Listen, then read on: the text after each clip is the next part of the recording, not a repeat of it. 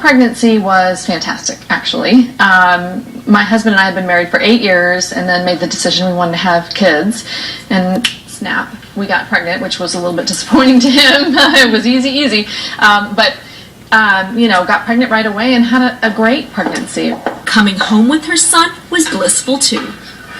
Soon after my delivery, I actually felt pretty good, other than being completely physically spent. I mean, I was very happy. I was in love with my child. Weeks later, things changed. My symptoms really started several weeks after my child was born, at least in terms of being noticeable to me, and that had to do with having trouble sleeping, especially sleeping when the baby was asleep. There was no reason I needed to be awake, losing my appetite, feeling anxious and worried all the time, a lot of crying, sometimes just for no reason. And then it got worse. And then I started having what are called intrusive thoughts. Actually, the first time one happened, I was putting my son to bed at night, and the thought popped into my head, what if I smothered him with a burp cloth? And as you can imagine, that's a devastating kind of thought to have in your head. Catherine reached out for help when she felt there was nothing left to do. Because I just thought, what can it hurt? My life's probably over. Catherine says she learned she had postpartum depression.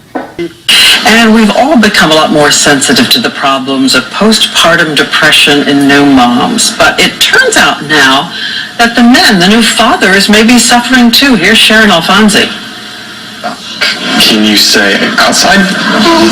Rob Sandler was thrilled to have a little boy, but when they brought the baby home from the hospital, he was overcome with another kind of emotion. It was just a feeling of really complete sadness. He says he felt anxious and overwhelmed by responsibility. Here I was feeling horrible and guilty. Sandler had postpartum depression. About 10% of new fathers suffer from it, as sleep deprivation, stress, and isolation take their toll. Okay, when I had my second baby, I had postpartum depression. It was like I just wanted to cry all the time. I was very anxious.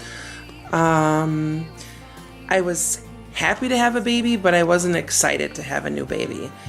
I would sometimes even go in the bathroom and lock the door and just sit in there and cry by myself because I just didn't know how to handle it. And it really didn't affect my friends or family because I really kept it bottled up inside and didn't really tell anyone. And the way I did deal with it is I went to a doctor.